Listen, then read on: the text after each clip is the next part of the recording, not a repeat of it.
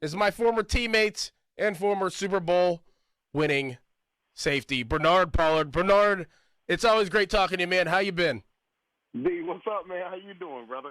I'm doing great. Can't complain. And you know what? I've been following you, obviously, throughout my career, throughout your career, and all the great things that you've accomplished. I've been able to witness those.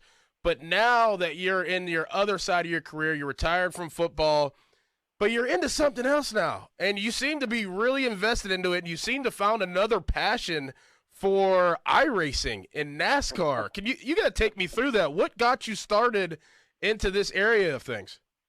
Well, you know what, D, as we have a short window to play this game, and blessed to be able to play at a high level for so many years. But, it had to come to an end at some point, and I'm thankful for that.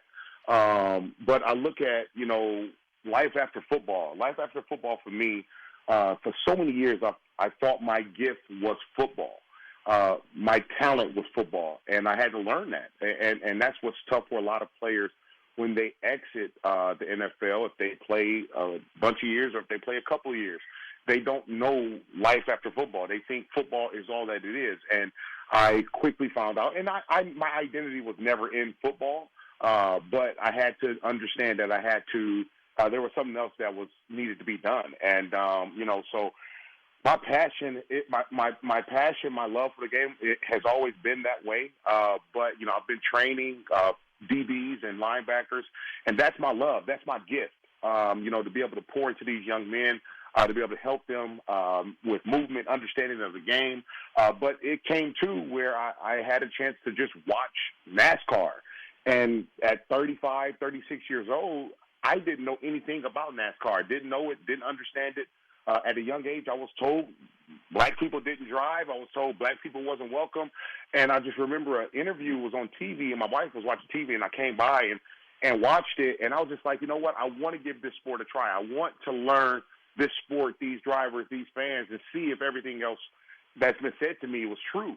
And I watched my first race. I believe it was in Texas. No, it was Martinsville.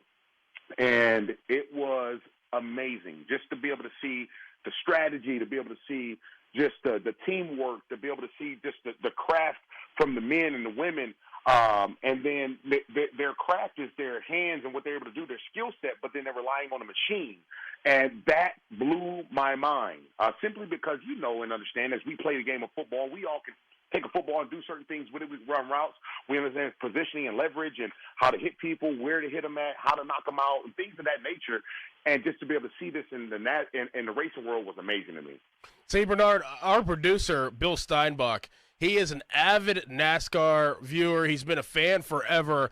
And I feel that sometimes, at this station, we just talk about, the actual the sports that people really want to hear here in Pittsburgh, which is hockey, football, and baseball. We never have the opportunity to be able to talk about NASCAR. Steinbach is one of the only guys I know that knows NASCAR through and through. So we talked about this last week. I was like, I got to get my former teammate on, Benard Pollard. He's like, I follow Benard. I've seen everything he's been doing with iRacing and NASCAR. He's like, I'd love to have the opportunity to ask him some questions. So, Steiny, here's your opportunity. Well, thank you, Doran. Benard, my first question, I don't remember a time in my life when I didn't watch NASCAR. So, Right. Can you talk about when you first got into it, maybe what was something that surprised you about the sport the most, and maybe a learning curve you had when you first tuned in? Well, I think one of the biggest things for me was just the verbiage. And I think for a lot of people, when you don't know something, so if you came into a football room, a film room, and we watch film, and I was saying fire zones, I'm saying, talking about just different things and angles and speedos, and you're going to be looking at me like, Benard, stop. You've got to go back and tell me all of this stuff.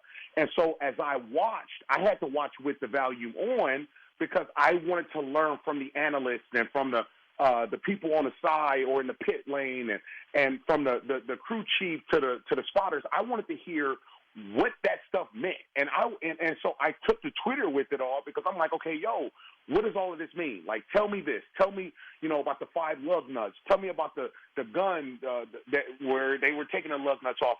And I'm looking like, well, wait a minute. They're doing so fast.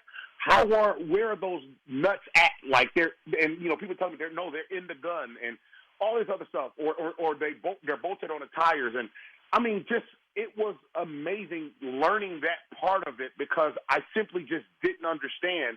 And it was exciting to me sitting on the couch watching, and I'm freaking dialed in watching from the start of the race to the end of the race.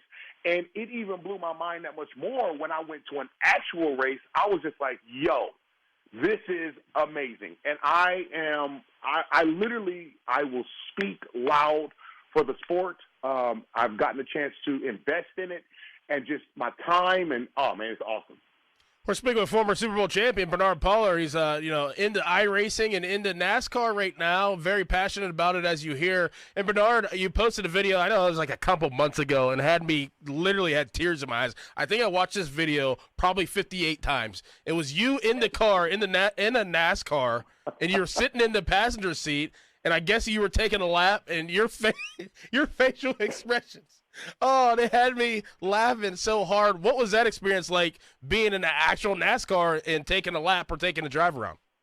So D, that was actually, I was at the IMSA race, and so that was the 24-hour race, the endurance race, where there were more exotic cars. And this is the part that blows my mind once again, because there's so many different levels to motorsports, and I didn't know that. You have NASCAR, you have Xfinity, you have Truck Series, you have just SRX and just all these different series. And so I went to an IMSA race in Daytona a few weeks ago, and I mean that right there was just awesome. So I'm with Jimmy Johnson and him and his three teammates where they're running an endurance race, but you have more exotic cars. You have your prototype cars. You have Lamborghinis, the Porsche, and BMWs, all of those things. And I got a chance to be able to go, and I had no idea because driving a car is not what I want to do, right? That's not my skill set. That's not my I shouldn't say that's not my passion. That's not my gift. Mm-hmm. My gift, I love sitting back and watching the drivers do what they do. And so when I got there, they told me, they was like, hey, Benard, we need to go get a wristband. And so I'm like, oh, okay, cool. We're going to get a wristband. Like, fine. What am I getting a wristband for? Because I was the only one that got the wristband. So I'm looking at them like, why y'all not getting the wristband? Everybody's like, no, Benard, this for you. So they put me in a Lambo. And so it was a Lambo that I was in. And the driver, he was a professional driver. And when I say that sucker took off, and I'm telling you, like, I know we on radio, I ain't going to cuss, but my stomach, everything, booty tight and everything. It was done, man. But I mean, just the force of those cars, the power. People don't understand how those drivers can take that thing, that machine, and go around laps with other, 20 to 25 other professional drivers, keep them cars side by side and not, wreck most of the time. But that's just the skill. It was, when I was done, I forgot to slap the piss out of the guy because, my knees were shaking. But nevertheless, like, it was a lot of fun. It was so much fun. From an athlete's perspective, you talked about the pit stops. What about that from your angle amazed you the most? I mean, obviously being able to change tires and fill a car with gas and, now we'll be sub 10 seconds with the new wheels. But what about that do you find to be the most amazing aspect? Well, I mean, B, as you know, you've been watching this thing for so long, and I got a chance to talk with Dale Jr. A week or two ago, and he was, posting some stuff about just old races and just the crew chiefs were actually people who changed tires and things of that nature, and we know those guys wasn't athletic as the guys that they have now, and that was just impressive to me because they're wearing multiple hats. They were wearing multiple hats back then, but now when you look at the guys and the girls that are on the pit crews now, man, you got collegiate athletes, professional. One of my old teammates in Tennessee went to Clemson, linebacker for Clemson.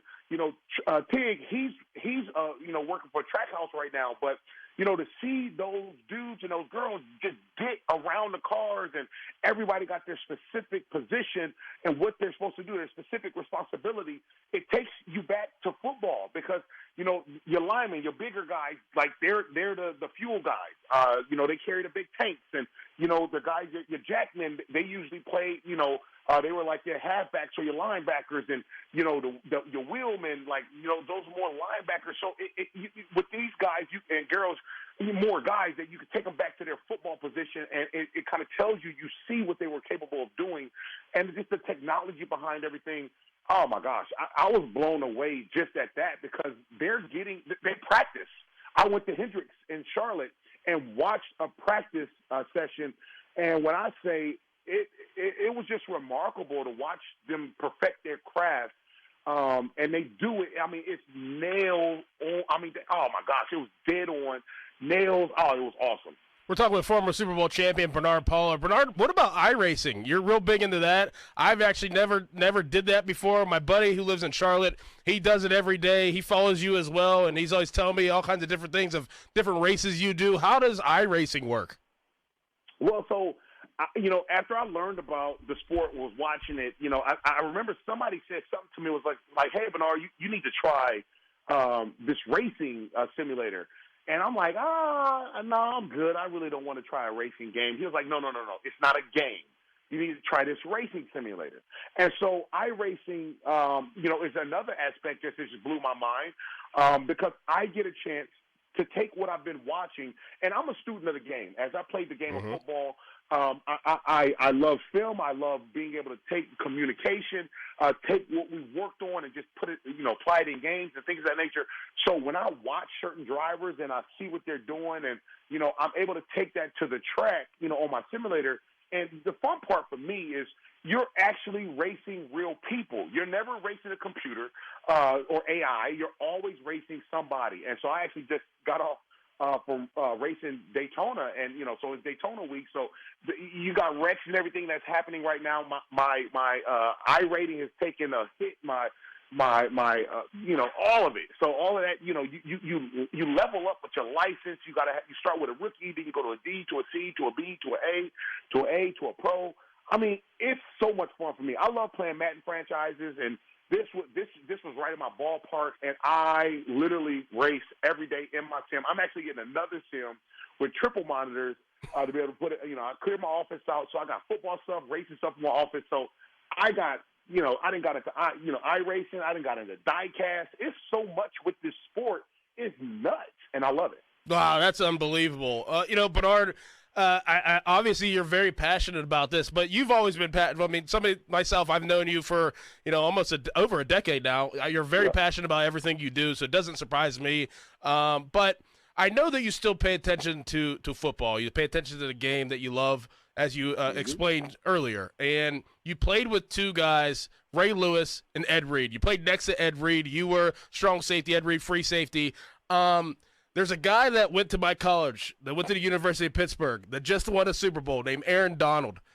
He's being talked about and regarded as possibly the best defensive player ever. Well, how do you feel about that? So I put it out on Twitter, and I tell people all the time, Aaron Donald may be the best interior defensive lineman we've seen ever. He's not the best defensive player ever. I think, when we talk about that, we have got to be specific. We've got to be position specific because that's just so broad. Because if we take Aaron Donald and had Aaron Donald rush off the edge, he's not the same player. If we put Aaron Donald as a linebacker, he's not the same player. If we take Aaron Donald off the line and put him in the secondary, he's not the same player. And some people may say I'm nitpicky and everything else.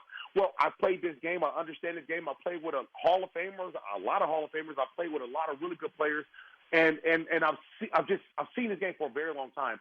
And different errors like I get it. I understand it, but he's not the best defensive. I don't think you can point or pinpoint any or select any player. Deion Sanders. A lot of people say Deion Sanders was the best ever. Well, Deion Sanders was probably the best pure cornerback ever. If we put Deion at safety, it's a different story. He ain't got the name prime if he's playing safety. We all know he didn't like to hit. He shut things down at the cornerback position when the ball was in the air. So we just me personally, I think we have to be careful when we peg these players and put these labels on them because it's just, I don't think it's fair to other great players or other people who played other positions, but I do think he is the best interior defensive lineman we've seen in a very, very long time. Benard, who's winning the Daytona 500 this weekend? Ooh, man, I'm going with Alex Bowman, the driver of the 48 car Ally. I'm going to be in Daytona. I'm going to be there. It's going to be, oh my gosh, we're going to do some fan engagement stuff. I'm super excited about it, but my money's on Alex. Obviously we all saw the dominance, and you don't know what we're talking about, D, but Bill, oh yeah, with Kyle Larson, how he dominated. We all understand it's some special drivers, but I just think Alex is going to be good. A lot of people don't understand Bubba Wallace is he races well on these super speedways.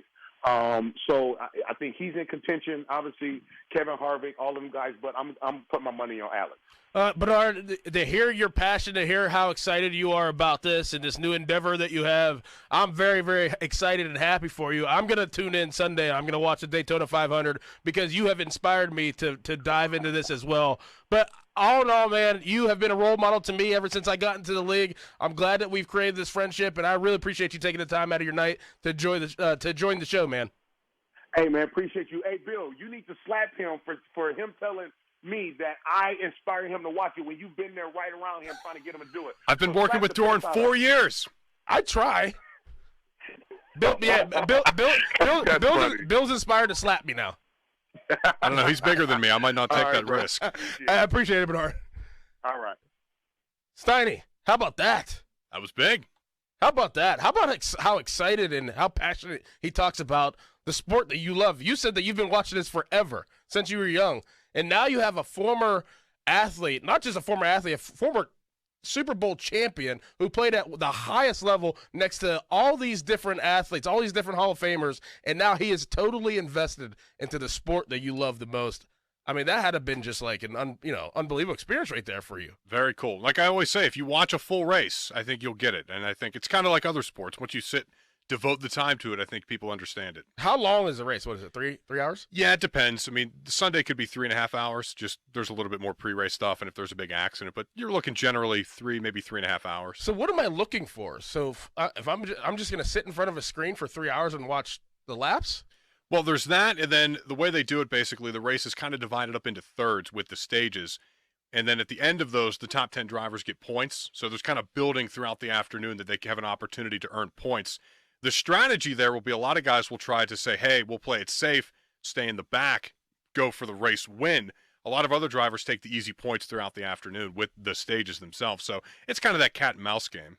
Oh, so wait, you score points throughout the afternoon. It's not just like who finishes the lap in first? Correct. Yeah, there's 3 stages. The first 2 they earn points, and it's first place gets 10, and then down to the 10th place they get the 1 point.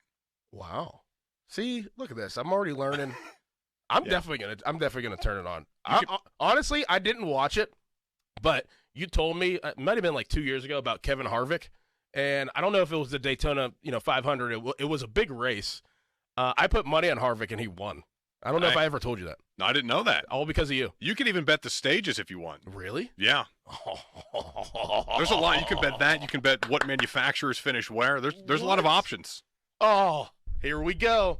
Just when I think that my betting days are over because football's done. It's back out of control. Out of control.